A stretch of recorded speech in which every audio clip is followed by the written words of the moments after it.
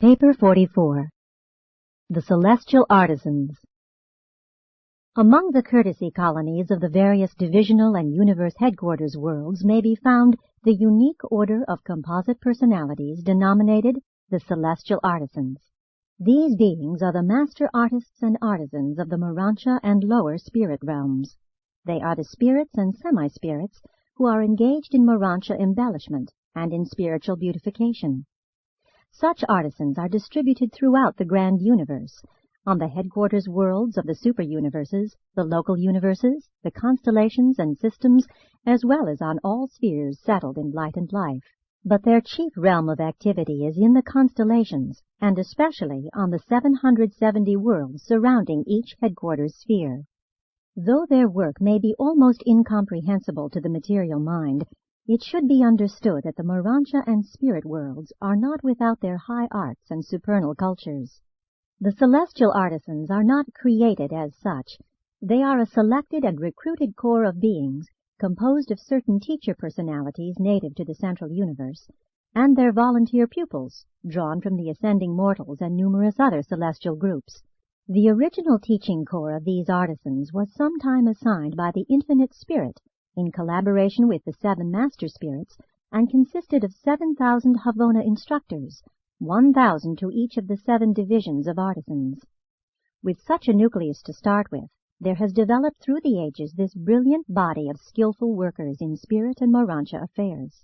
Any morontia personality or spirit entity is eligible for admission to the corps of the celestial artisans, that is, any being below the rank of inherent divine sonship. Ascending sons of God from the evolutionary spheres may, after their arrival on the morontia worlds, apply for admission to the artisan corps, and, if sufficiently gifted, may choose such a career for a longer or shorter period. But no one may enlist with the celestial artisans for less than 1 millennium, 1,000 years of super-universe time. All celestial artisans are registered on the super-universe headquarters, but are directed by morontia supervisors on the local universe capitals. They are commissioned in the following 7 major divisions of activity by the central corps of morontia supervisors, functioning on the headquarters world of each local universe. 1. Celestial musicians. 2. Heavenly reproducers. 3. Divine builders. 4. Thought recorders. 5. Energy manipulators. 6. Designers and embellishers. 7. Harmony workers. The original teachers of these 7 groups all hailed from the perfect worlds of Havona, and Havona contains the patterns, the pattern studies, for all phases and forms of spirit artistry. While it is a gigantic task to undertake to transfer these arts of Havona to the worlds of space, the celestial artisans have improved in technique and execution from age to age. As in all other phases of the ascending career, those who are most advanced in any line of endeavor are required constantly to impart their superior knowledge and skill to their less favored fellows.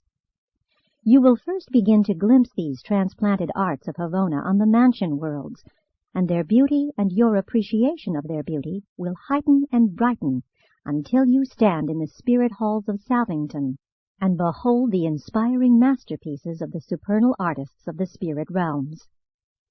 All these activities of the morontia and spirit worlds are real. To spirit beings, the spirit world is a reality. To us, the material world is the more unreal. The higher forms of spirits freely pass through ordinary matter. High spirits are reactive to nothing material, excepting certain of the basic energies. To material beings, the spirit world is more or less unreal. To spirit beings, the material world is almost entirely unreal, being merely a shadow of the substance of spirit realities.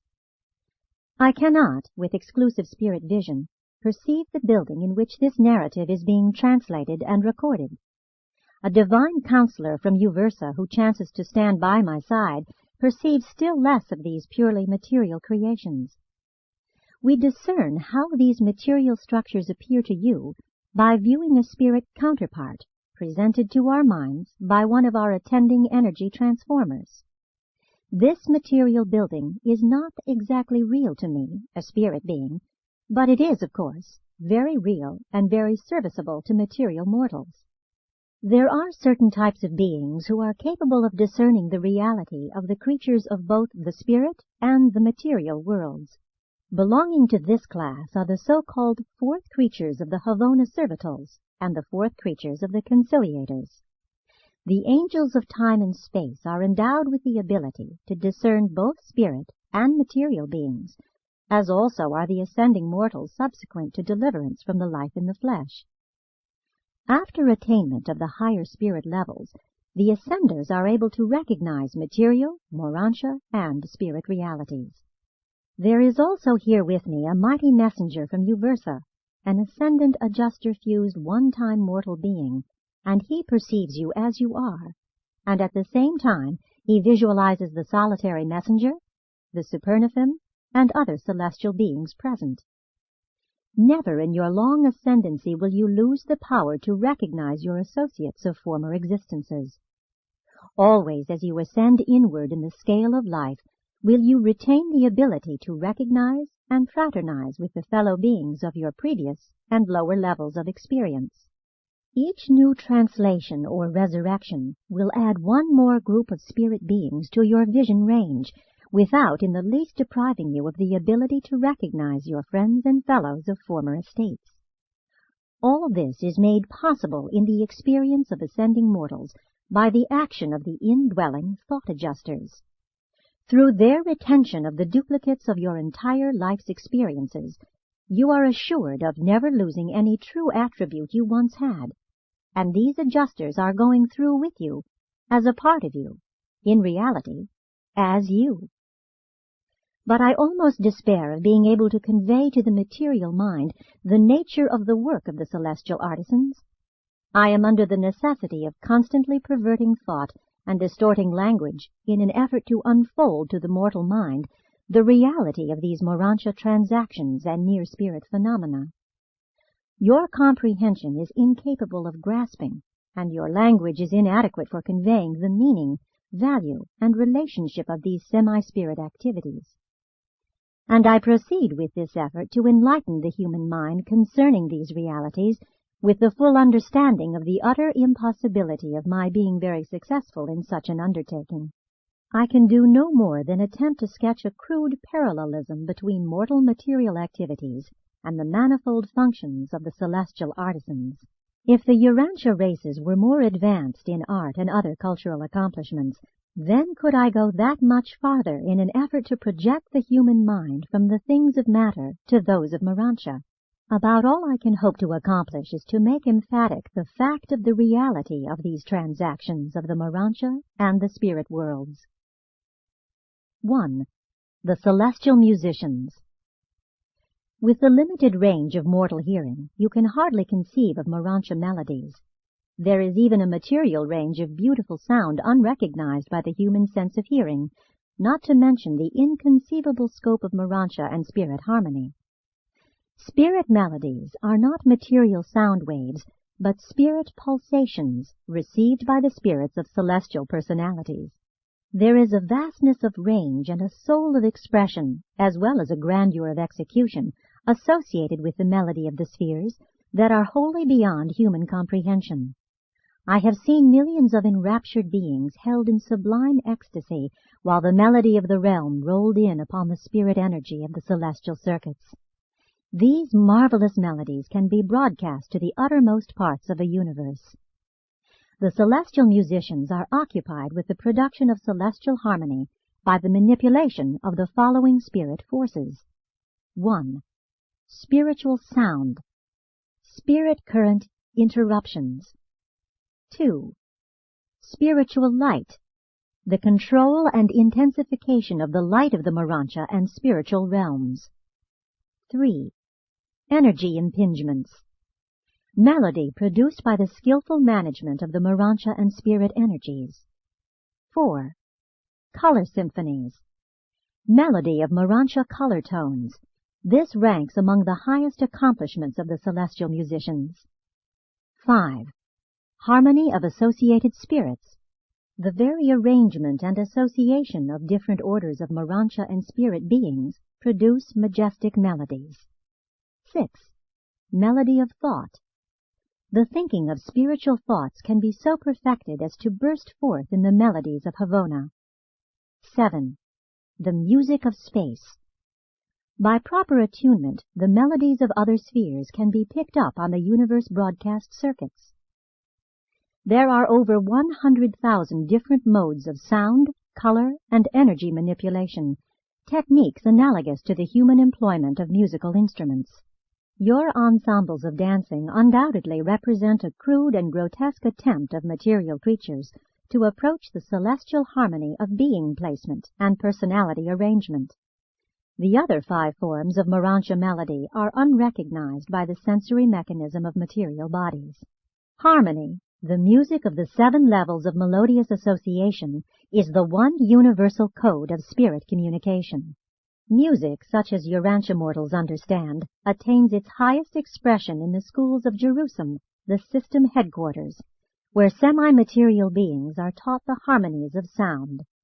Mortals do not react to the other forms of morontia melody and celestial harmony.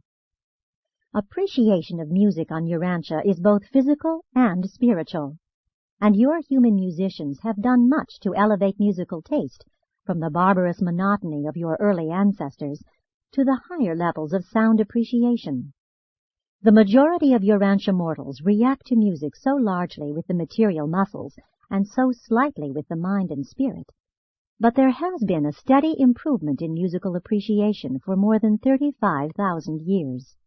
Tuneful syncopation represents a transition from the musical monotony of primitive man to the expressionful harmony and meaningful melodies of your later-day musicians.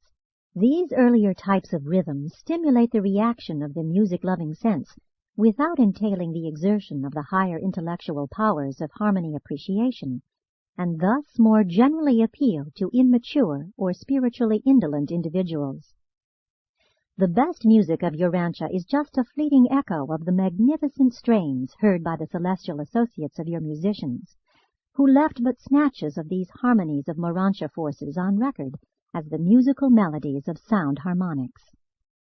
Spirit morontia music not infrequently employs all 7 modes of expression and reproduction, so that the human mind is tremendously handicapped in any attempt to reduce these melodies of the higher spheres to mere notes of musical sound. Such an effort would be something like endeavoring to reproduce the strains of a great orchestra by means of a single musical instrument. While you have assembled some beautiful melodies on Urantia, you have not progressed musically nearly so far as many of your neighboring planets in Satania. If Adam and Eve had only survived, then would you have had music in reality. But the gift of harmony, so large in their natures, has been so diluted by strains of unmusical tendencies that only once in 1,000 mortal lives is there any great appreciation of harmonics. But be not discouraged. Some day a real musician may appear on Urantia, and whole peoples will be enthralled by the magnificent strains of his melodies. One such human being could forever change the course of a whole nation, even the entire civilized world.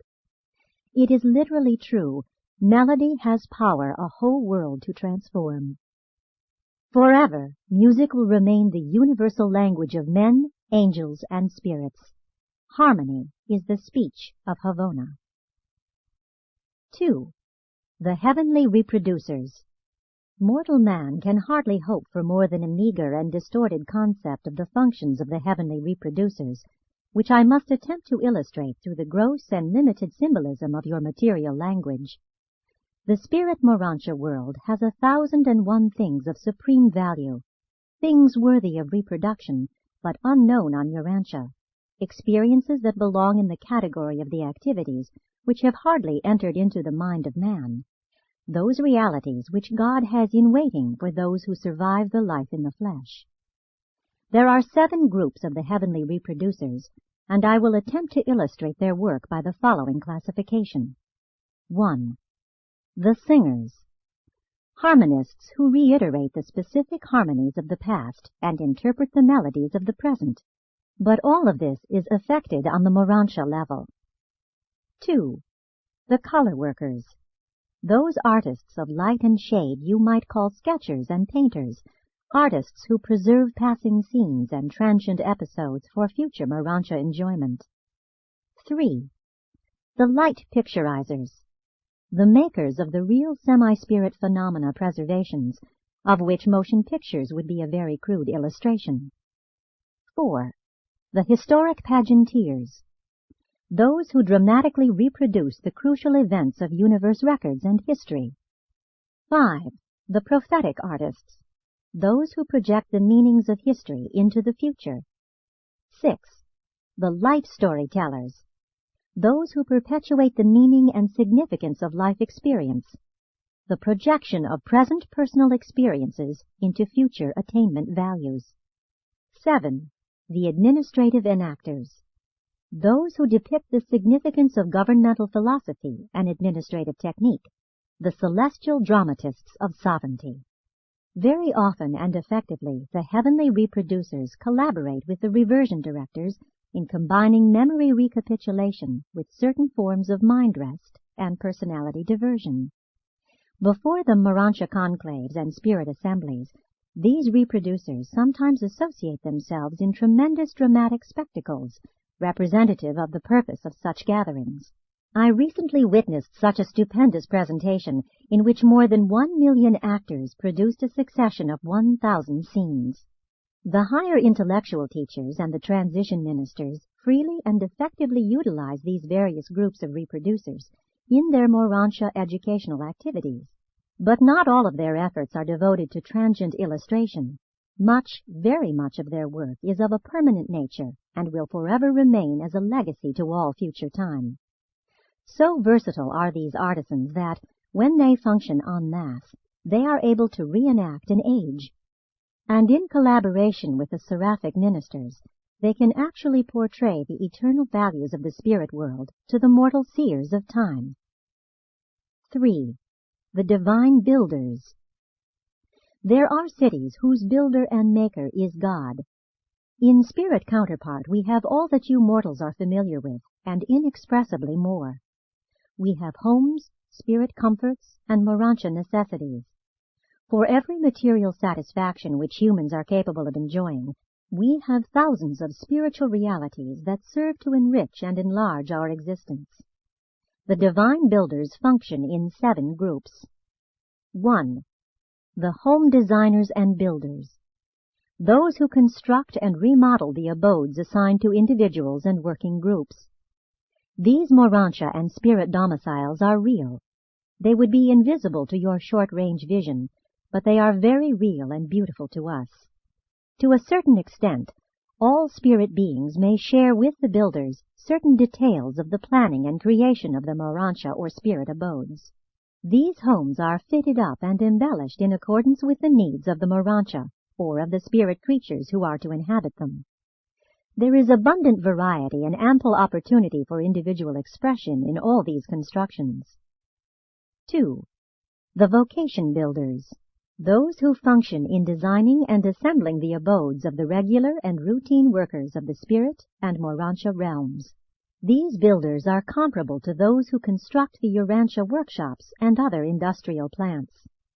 The transition worlds have a necessary economy of mutual ministry and specialized division of labor.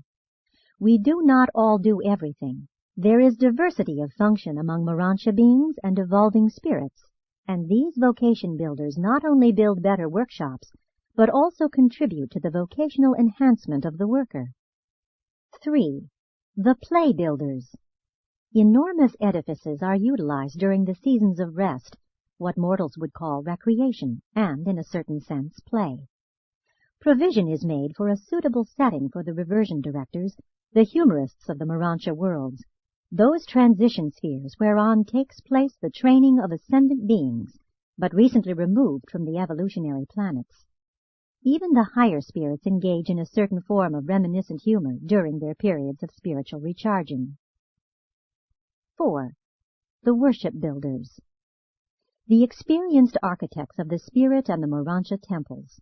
All the worlds of mortal ascent have temples of worship, and they are the most exquisite creations of the morontia realms and the spirit spheres. 5. The education builders. those who build the headquarters of morontia training and advanced spirit learning. Always is the way open to acquire more knowledge, to gain additional information respecting one's present and future work, as well as universal cultural knowledge, information designed to make ascending mortals more intelligent and effective citizens of the morontia and spirit worlds. 6. Morontia planners, those who build for the coordinate association of all the personalities of all realms as they are at any one time present on any one sphere. These planners collaborate with the morontia power supervisors to enrich the coordination of the progressive morontia life. 7. The public builders, the artisans who plan and construct the designated places of assembly other than those of worship. Great and magnificent are the places of common assembly. While neither these structures nor their embellishment would be exactly real to the sensory comprehension of material mortals, they are very real to us. You would be unable to see these temples could you be there in the flesh. Nevertheless, all of these supermaterial creations are actually there, and we clearly discern them and just as fully enjoy them. 4. The thought recorders. These artisans are devoted to the preservation and reproduction of the superior thought of the realms, and they function in 7 groups. 1.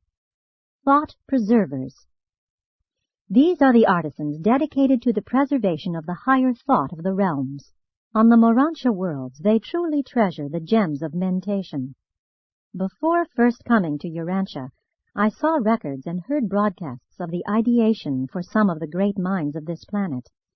Thought recorders preserve such noble ideas in the tongue of Uversa. Each super-universe has its own language, a tongue spoken by its personalities and prevailing throughout its sectors. This is known as the tongue of Uversa in our super-universe. Each local universe also has its own language. All of the higher orders of Nebadon are bilingual, speaking both the language of Nebadon and the tongue of Uversa. When two individuals from different local universes meet, they communicate in the tongue of Uversa. If, however, one of them hails from another super-universe, they must have recourse to a translator. In the central universe, there is little need of a language. There exists perfect and well-nigh complete understanding. There, only the gods are not fully comprehended. We are taught that a chance meeting on Paradise reveals more of mutual understanding than could be communicated by a mortal language in 1,000 years. Even on Salvington we know as we are known. The ability to translate thought into language in the morontia and spirit spheres is beyond mortal comprehension. Our rate of reducing thought to a permanent record can be so speeded up by the expert recorders that the equivalent of over 500,000 words, or thought symbols, can be registered in 1 minute of Urantia time. These universe languages are far more replete than the speech of the evolving worlds. The concept symbols of Uversa embrace more than 1 billion characters, although the basic alphabet contains only 70 symbols. The language of Nebadon is not quite so elaborate, the basic symbols or alphabet being 48 in number. 2. Concept recorders. This second group of recorders are concerned with the preservation of concept pictures, idea patterns. This is a form of permanent recording unknown on the material realms, and by this method I could gain more knowledge in 1 hour of your time than you could gain in 100 years of perusing ordinary written language. 3. Ideograph recorders. We have the equivalent of both your written and spoken word, but in preserving thought, we usually employ concept picturization and ideograph techniques. Those who preserve ideographs are able to improve 1,000-fold upon the work of the concept recorders. 4. Promoters of oratory. This group of recorders are occupied with the task of preserving thought for reproduction by oratory. But in the language of Nebadon we could, in a half-hour's address, cover the subject matter of the entire lifetime of a Urantia mortal. Your only hope of comprehending these transactions is to pause and consider the technique of your disordered and garbled dream life. How you can, in a few seconds, traverse years of experience in these fantasies of the night season. The oratory of the spirit world is one of the rare treats which await you who have heard only the crude and stumbling orations of Urantia. There is harmony of music and euphony of expression in the orations of Salington and Urantia, which are inspiring beyond description. These burning concepts are like gems of beauty and diadems of glory. But I cannot do it. I cannot convey to the human mind the breadth and depth of these realities of another world. 5. The Broadcast Directors. The broadcasts of paradise, the super-universes, and the local universes are under the general supervision of this group of thought conservers. They serve as censors and editors as well as coordinators of the broadcast material, making a super-universe adaptation of all paradise broadcasts and adapting and translating the broadcasts of the Ancients of Days into the individual tongues of the local universes. The local universe broadcasts must also be modified for reception by the systems and the individual planets. The transmittal of these space reports is carefully supervised, and there is always a back registry to ensure the proper reception of every report on every world in a given circuit.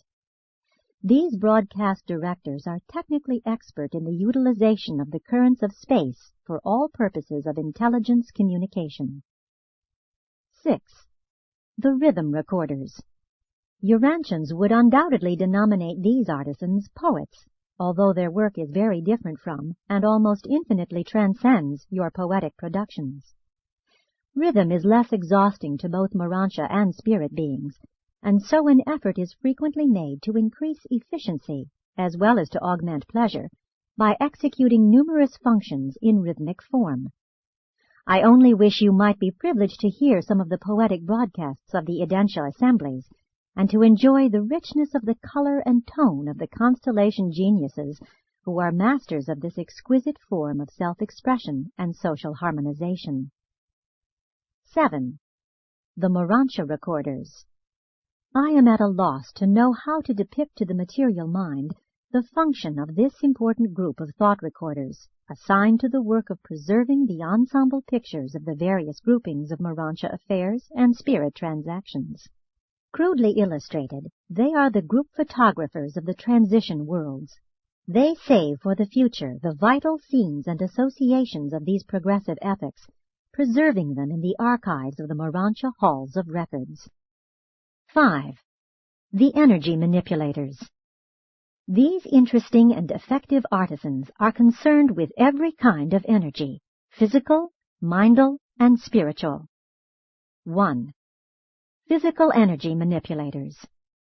The physical energy manipulators serve for long periods with the power directors and are experts in the manipulation and control of many phases of physical energy. They are conversant with the 3 basic currents and the 30 subsidiary energy segregations of the super-universes. These beings are of inestimable assistance to the morontia power supervisors of the transition worlds.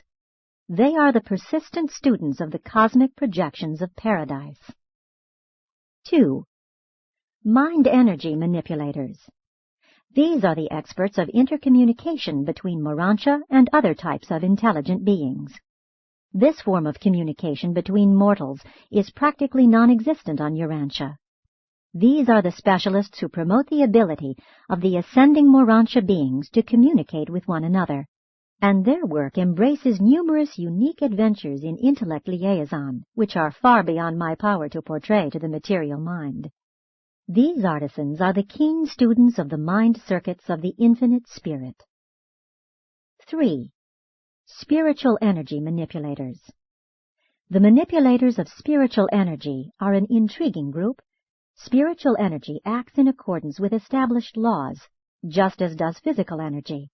That is, spirit force, when studied, yields dependable deductions and can be precisely dealt with, even as can the physical energies.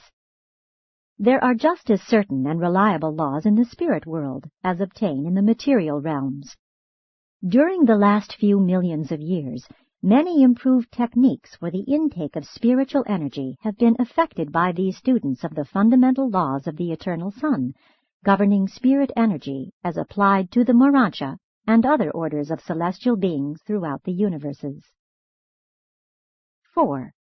The compound manipulators. This is the adventurous group of well-trained beings who are dedicated to the functional association of the three original phases of divine energy manifested throughout the universes as physical, mindal, and spiritual energies. These are the keen personalities who are in reality seeking to discover the universe presence of God the Supreme. For in this deity personality there must occur the experiential unification of all grand universe divinity. And to a certain extent, these artisans have in recent times met with some success. 5. The Transport Advisors. This corps of technical advisors to the Transport Seraphim are most proficient in collaborating with the star students in working out routings and in otherwise assisting the chiefs of transport on the worlds of space. They are the traffic supervisors of the spheres and are present on all inhabited planets. Urantia is served by a corps of 70 transport advisors. 6. The Experts of Communication. Urantia, likewise, is served by 12 technicians of interplanetary and inter-universe communication. These long-experienced beings are expert in the knowledge of the laws of transmittal and interference as applied to the communications of the realms.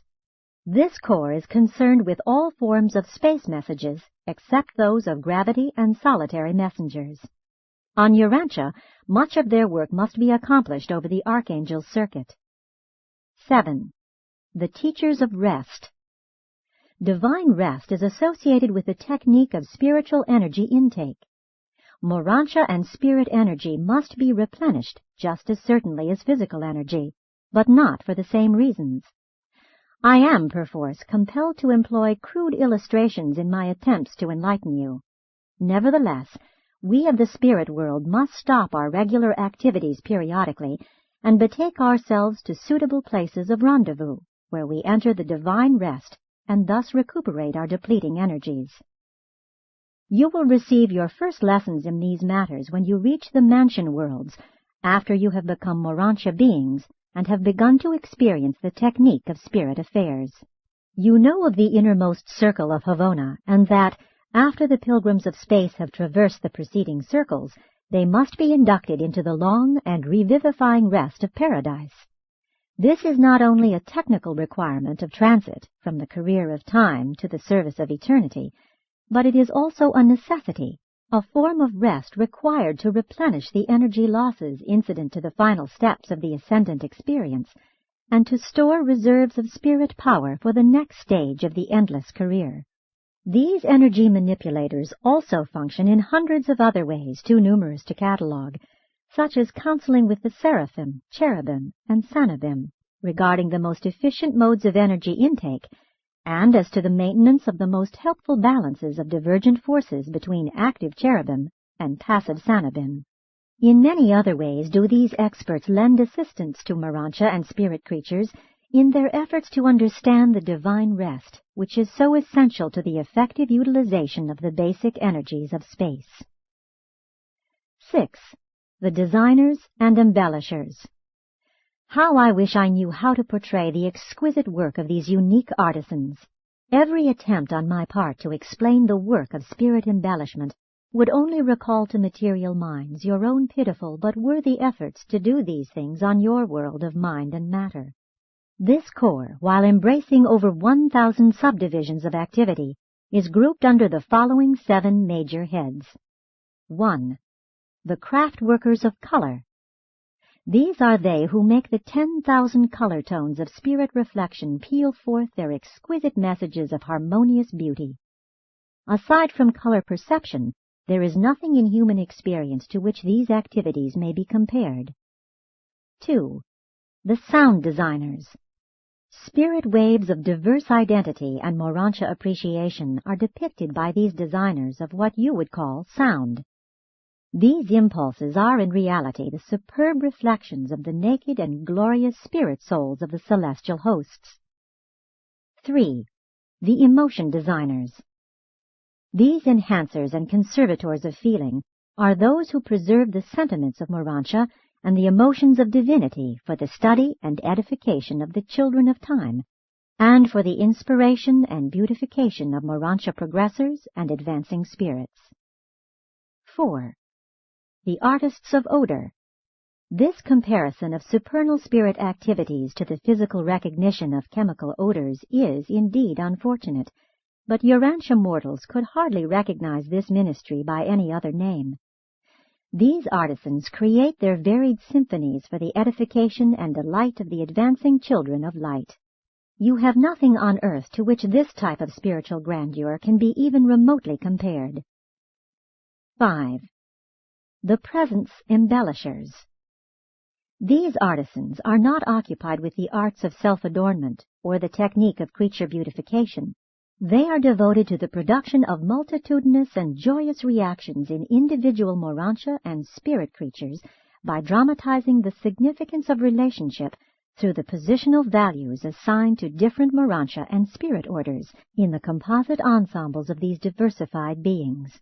These artists arrange supermaterial beings as you would living musical notes, odors, sights, and then blend them into the anthems of glory. 6. The taste designers. And how can you be told of these artists? Faintly, I might suggest that they are improvers of morontia taste, and they also endeavor to increase the appreciation of beauty through the sharpening of the evolving spirit senses. 7. The morontia synthesizers. These are the master craftsmen who, when all others have made their respective contributions, then add the culminating and finishing touches to the morontia ensemble, thus achieving an inspiring portrayal of the divinely beautiful, an enduring inspiration to spirit beings and their morontia associates. But you must await your deliverance from the animal body before you can begin to conceive of the artistic glories and aesthetic beauties of the morontia and spirit worlds. 7. The harmony workers. These artists are not concerned with music, painting, or anything similar, as you might be led to surmise. They are occupied with the manipulation and organization of specialized forces and energies which are present in the spirit world, but which are not recognized by mortals. If I had the least possible basis for comparison, I would attempt to portray this unique field of spirit achievement, but I despair. There is no hope of conveying to mortal minds this sphere of celestial artistry. Nevertheless, that which cannot be described may still be implied.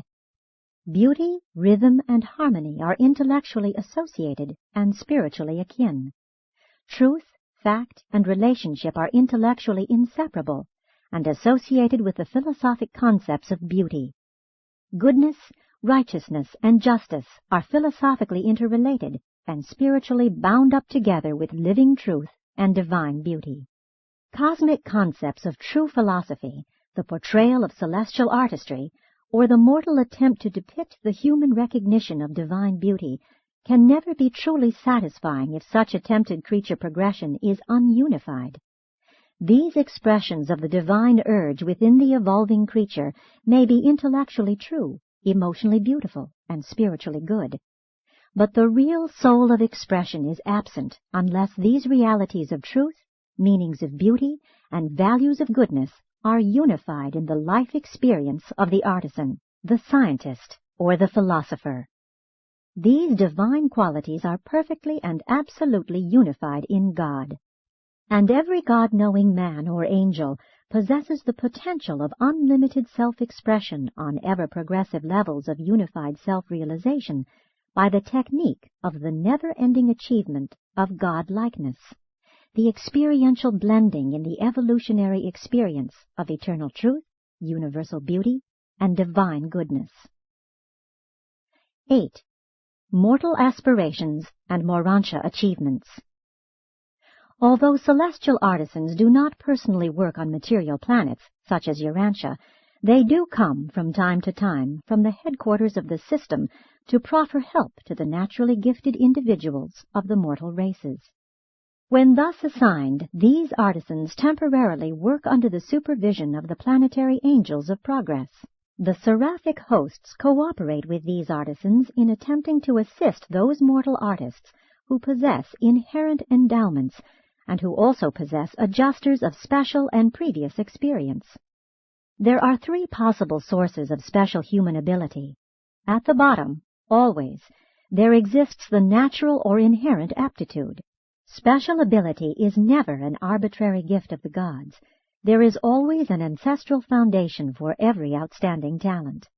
In addition to this natural ability, or rather supplemental thereto, there may be contributed the leadings of the thought adjuster in those individuals whose indwelling adjusters may have had actual and bona fide experiences along such lines on other worlds and in other mortal creatures.